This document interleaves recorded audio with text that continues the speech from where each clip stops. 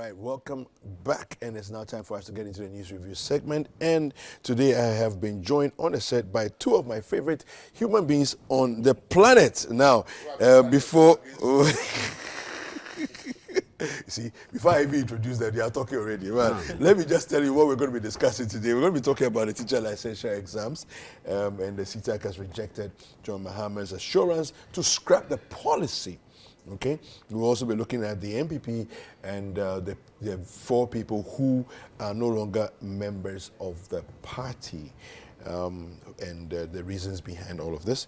And then our Speaker Bagbin's breakfast forum, he's bemoaning the sale of residence to a private developer, and this claim the Lands Commission is denying. We'll get right into that shortly. Now, my guests are seated. I have with me to my left, I have Elvis Darko, who is the editor for the Find That newspaper, as well as newscenter.com. And I also have on my right, Larry Alans Dogbe. He is the editor for the Herald newspaper. Gentlemen, you are welcome.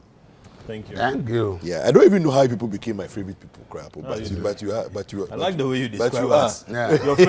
Your two favorite human beings. Who are always planning a coup against you. Well.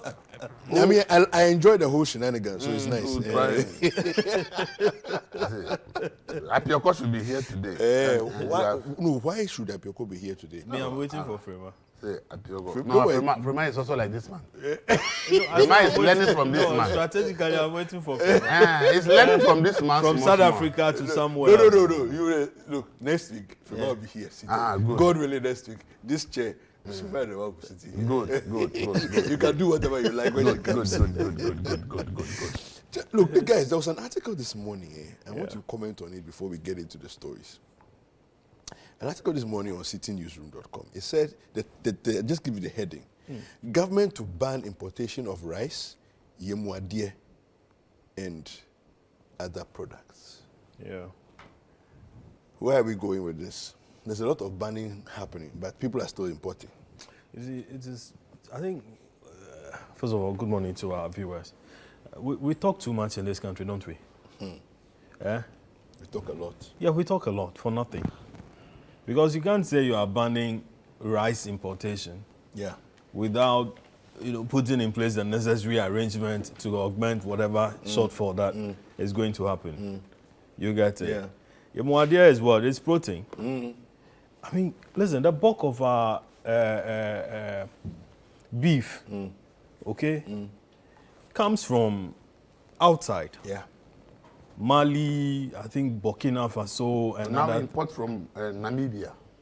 Oh, really? Yeah, now beef imports come from Namibia. Okay. Officially. You get it. Oh, meanwhile, then we have a lot of lands around here that are practically weed farms. Yeah. No, they are. Weed, not as in marijuana, yeah, but grass. Yes. Grass farms. Uncontrolled growth. Exactly. Of wild. And listen, people will tell you that maize is grass. Yes. Rice is grass. A type of grass, yes. You yes, get it. Yes, and so meaning that you could have varieties of, rice that could do well under the conditions that some of this grass, are growing. are growing. Water, see the amount of water that gushes into the sea, at least even from the Adan, estuary. You get it. And we just watch, and every day we have policymakers come to talk, talking out of vacuum, throwing nothing, into the air, and we are supposed to be jubilating and so on. When you ban it, what would you do? To fill the gap. To fill in the gap.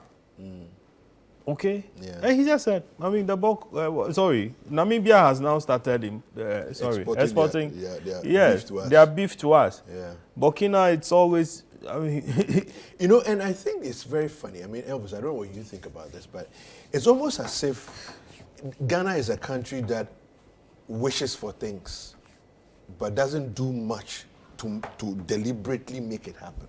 It's like we can grow beef. We used to do very well.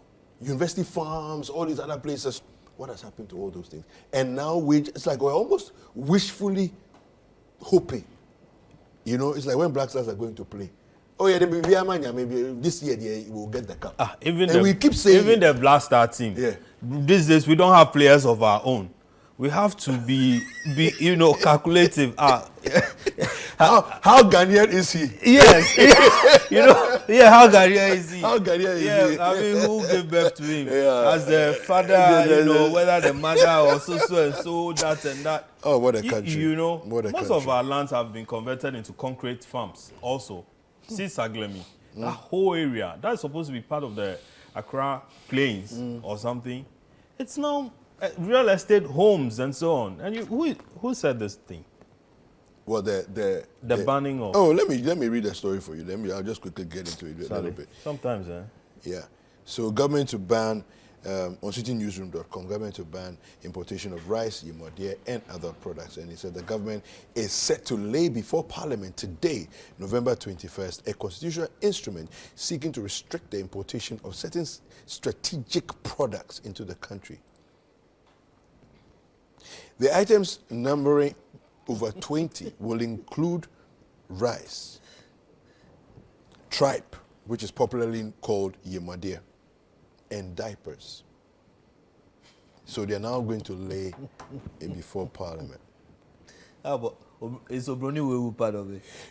Listen to this. Speaking during a press briefing in Parliament, the Minister of Trade and Industry, Katie Hammond, said, stomach of animals, bladder, and a chunk of intestines, in brackets, yemadie, the country had to put in an amount of $164 million towards the importation of these items. Yemadie? Yeah. Stomach of animals, bladder, and chunk of intestines. He said, we are taking steps to ensure that in terms of rice, there is no poverty of rice in the country. And this is from Katie Hammond? Yeah.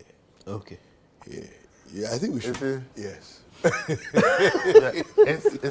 They say talk is cheap. And they say it actually is. It's easier said than done.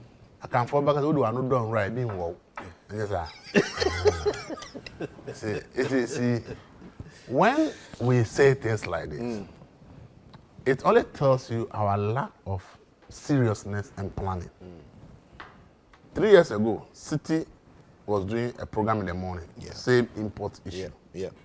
It's about me, and they were talking about grazing and destroying of farms, of Fulani. Yes. And then an elderly woman called. I will never forget that.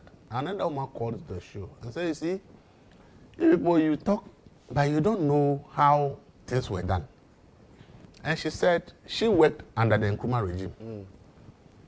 Ghana was able to produce corned beef in Ghana based on a plan. Nkrumah realized that the neighboring countries do not have much grass.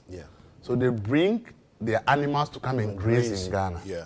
So what Nkrumah did was to enter into agreement with the neighboring countries, all those who are into animal husbandry there, and then demarcate certain places in the front plains for grazing, and police it with national security I remember officers. that. And that all those who come bring the animals to come and graze there, by the time they are leaving, Ghana get, it says 10% of all the animals that will be brought in Ghana to come and feed for 2 or 3 months during the dry season before they go back. And as Ghana continues to receive the animals, it's becoming huge. So Ghana had a lot of cows at the time and bulls. So then Nkrumah decided that for us to make use of it, they should set up a beef factory. That's why I had a Volta beef factory at the time, producing corned beef in Ghana. And that also informed the nation to set up the state farms like the University of Ghana farms to rear more animals so that they can feed into this factories. This factory. So there was a sustainable plan of supplying the raw materials, which led to the establishment of the factory. So you see, Nkrumah didn't build the beef factory and now he's looking for the raw materials to feed it. So you see, then the woman said, this is how Nkrumah went about a lot of the things he has done. But today we turn it upside down. We don't produce the raw materials, but then we build the factory that we want to produce that.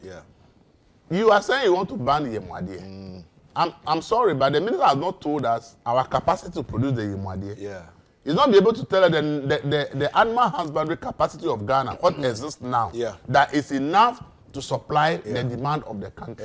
In life, everything is about demand and supply. Yes. So if you want to institute an import substitute policy, your first focus is ability to produce what the society needs.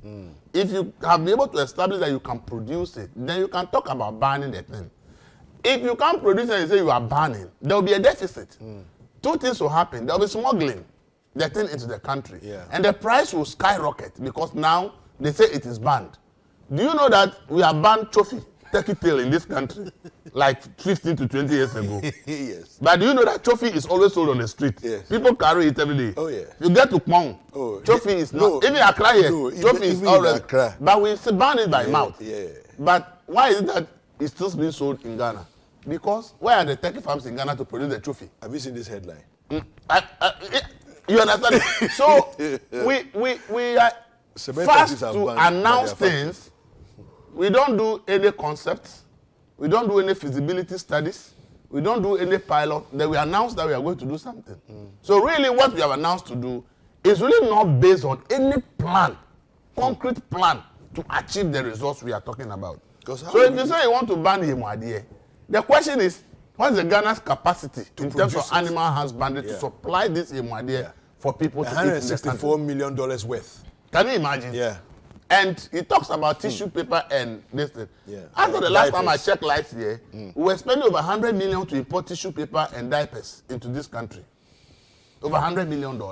So these are really monies that should be staying in this country. Yes. Will free your currency from the pressure of depreciation, will generate income for the people who are doing the production.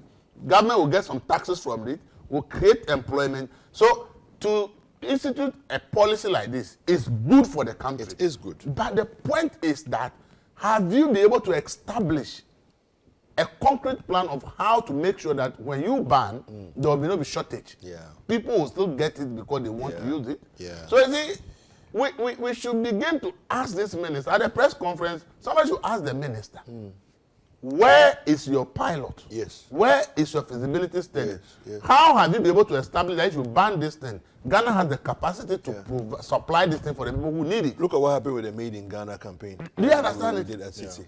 Yeah. So We triggered that thing, all was working well, and then somehow we couldn't fill in the gap. That's the point. So we are talking too much, but we are not doing. Until we change to become doing and talk less. Somebody said he hardly hears of news about Germany, but they say it's the biggest economy in Europe.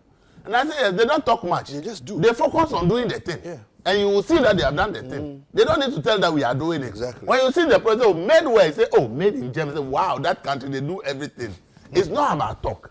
It's about work. Yeah. So then, this thing that the minister has said, I have not seen any evidence to prove that we have the capacity to provide that for those who eat these things. Yeah. And that is why we want to ban it. So if you ban trophy, for the past 20 years, trophy is still on the street. You should realize that paper bans don't work. It's called a paper ban. It's not a real ban. It's just on paper that the thing is banned. But in reality, the thing will be in abundance everywhere. Yeah. We should stop this. You see, as I said, it's a good policy for the economy that we can produce basic things like protein that we need. Yeah. Okay, so we should stop talking and do the just thing. do it. At least the Planting for Food Part 2 is saying that they want to produce 65,000 broilers just this year. And the next year, they want to produce 65,000 broilers. At least they are telling us a quantity they want to produce. Yeah. If they are able to produce, then we know that, okay, it has been done, and therefore imports will reduce. But if we don't have the plans to supply this and provide distribution and everything, up to now, we don't have a sustainable plan of distributing local rice in Ghana. No, we don't. You go to major shops and you are looking for local rice and you can't find it. Yeah. Meanwhile, some people will sit inside and say, we are producing it, it's lying here, but people are not buying. Buying it. Then I ask myself, so those who are being importing, how do they establish all those distribution channels that when the rice arrives at Temaport, in next week it's in Tamale, it's in Ho, it's in Jansikan, they import, but they have a well-established distribution channel that once the ship arrives in Tema, the rice will go to every part in Ghana. Somebody should be sitting down to develop that distribution plan for local rice, that if it's produced in the north, this is the warehouse to be kept. These are the major who will take it to the various cities before retailers come for it. Up to now, nobody has sat in this country to develop that plan, bring rice distributors and retailers in Ghana at a meeting, we want to and let them understand that, look, the rice is being produced here. These are the major distributors. We want you, the retailers, to buy from here. Let's have a list of all retailers and distributors in Ghana and give it to those who are producing so that when the rice is ready, you know where to pick it from. Up to now, no government institution. And I think if the Ministry of Trade is interested, I think the first thing they should do is to be able to develop a market strategy plan for local rice. If they are able to do it, the local rice can be found in every corner of Ghana. And then the market comes. That is where the farmers can produce more. Yeah. So I think that we should less the talk and rather do the do. Do the do is not happening. The talk is happening too much. Yeah, all right. Now, David, can I? Yes, you go. See, most economies the world over, focus on what you call research and development. Okay? And it's science driven. Yeah. Okay? Science driven. And so politicians come and then they are telling you about what they want to do with the economy, and they are backing it with, research and development. They are backing it with science, and science and technology research, and so on and so forth. But here, we do the opposite. Politicians, talk of power, and it's all about just accumulating power and using it to further their own ends, not to the common person. Listen, you can't give what you don't have. Yeah. You get it? You can't give what you don't have. Yeah. If the person says, I'll give you jobs, where are the jobs going to come from? Yeah.